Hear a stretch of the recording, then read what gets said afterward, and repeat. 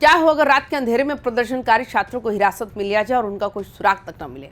आखिर ऐसा क्या हुआ कि बिहार के गर्दनी बाग से लेकर डाक बंगला चौराहे तक का तापमान अचानक इतना बढ़ गया कि सत्ता के गलियारों में हड़कंप मच गया।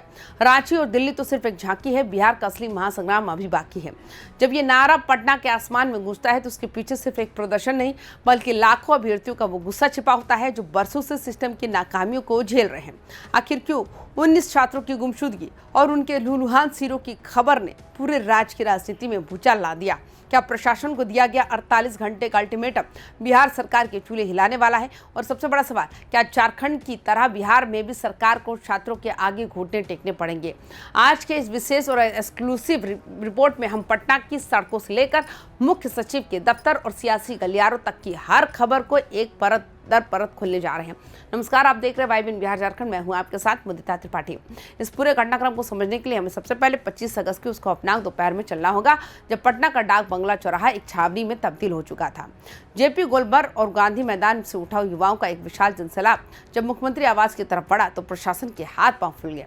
इतिहास में पहली बार ऐसा नजारा देखने को मिला जब आम प्रदर्शनकारियों को रोकने के लिए जिला प्रशासन ने न केवल 3 स्तर की भारी भरकम लोहे की बैरिकेडिंग खड़ी की बल्कि सड़कों पर माइन प्रोटेक्टिव व्हीकल यानी MPV तक उतार दिए। लेकिन जरा सोचिए, उस आक्रोश की गहराई क्या रही होगी? क्या छात्रों के उग्र जत्थे ने उन लोहे की विशाल दीवारों को भी उखाड़ फेंका? फिर वही हुआ जिसका डर था। पुलिस की लाठियां चुटकी, आसमान में आंसू गैस के गोले दागे गए और वाटर कैनन से ठंडे पानी की बौछारें छोड़ी गई। सड़कों पर चीख पुकार मच गई। लेकिन इस बात का सबसे दर्दनाक और संवेदनशील पहलू तब सामने आया जब पुलिसिया कार्रवाई में 2 छात्रों के सिर फट गए और उन्हें गंभीर हालत में टांके लगाने पड़े।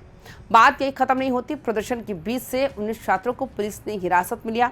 लेकिन चौंकाने वाली बात यह है कि घंटों बीत जाने के बाद भी इन 19 छात्रों की लोकेशन या वे किस हाल में है इसकी कोई जानकारी परिजनों या छात्र नेताओं को नहीं दी गई।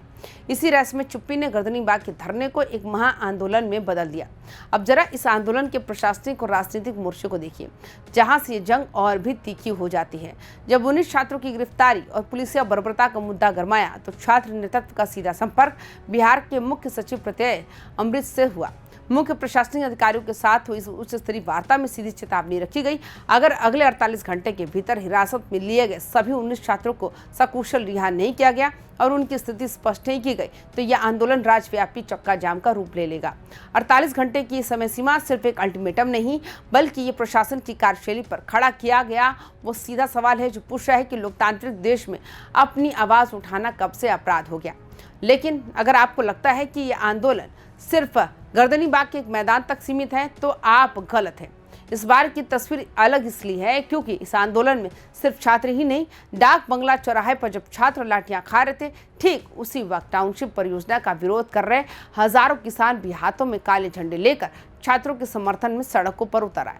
किसान और युवाओं का ये अनूठा गठजोड़ सिस्टम के लिए सबसे बड़ी चेतावनी बन चुका है। अब सबसे बड़ा सवाल ये उठता है कि आखिर ये आंदोलन इतना लंबा क्यों खींचता जा रहा है और छात्र पीछे हटने के लिए तैयार क्यों नहीं है? इसकी जड़ें जुड़ी हैं पड़ोसी राज्य झारखंड से। हाल ही में झारखंड में हुए बड़े छात्र आंदोलन के बाद वहां की सरकार को बैकफुट पर आना पड़ा था और विवादित परीक्षाएं रद्द करनी पड़ी थी। उस घटना ने बिहार के छात्रों के भीतर यह अटूट विश्वास पैदा कर दिया कि अगर वे सड़कों पर डटे रहे तो सरकार को उनकी जायज मांगों के आगे झुकना ही पड़ेगा। यही वजह है कि रांची दिल्ली झांकी है, बिहार अभी बाकी है का नारा अब सिर्फ एक स्लोगन नहीं बल्कि छात्रों का संकल्प बन चुका है। और जब सड़कों पर इतना बड़ा जनाक्रोश उमड़ता है तो भला राजनीति कैसे पीछे रह सकती है? चिराग पासवान, तेजस्वी यादव और पप्पू यादव जैसे बड़े राजनीतिक चेहरों का अचानक गर्दनी बाग पहुंचना और छात्रों से मुलाकात करना इस बात का प्रत्यक्ष सबूत है कि मुद्दा अब सिर्फ एक परीक्षा का नहीं बल्कि आने वाले चुनावों का सबसे बड़ा सियासी हथियार बन चुका है। सत्ता पक्ष के कई नेता भी अब दबी जबान में छात्रों के प्रति सहानुभूति जता रहे हैं क्योंकि उन्हें पता है कि युवाओं की ये नाराजगी किसी भी राजनीतिक दल का खड़ित बिगाड़ सकती है। अब अगर हम इस पूरे परिदृश्य का एक बड़ा राजनीतिक और सामाजिक विश्लेषण करें तो ये साफ दिखाई देता है कि बिहार का युवा अब आश्वासन के दौर से बाहर निकल चुका है। तो क्या 48 घंटे का ये अल्टीमेटम खत्म होने के बाद पटना की सड़कें किसी और बड़े सियासी तूफान की साक्षी बनेगी? क्या बिहार सरकार झारखंड की तर्ज पर बीच का कोई रास्ता निकालेगी या फिर ये गतिरोध और ज्यादा उग्र रूप धारण कर लेगा। जब किसी राज्य का युवा अपनी किताबों को छोड़कर सड़कों पर लाठियां खाने के लिए मजबूर हो जाए तो समझ लेना चाहिए कि समस्या सिर्फ परीक्षा की नहीं बल्कि उस भरोसे की है जो सिस्टम से उठ चुका है।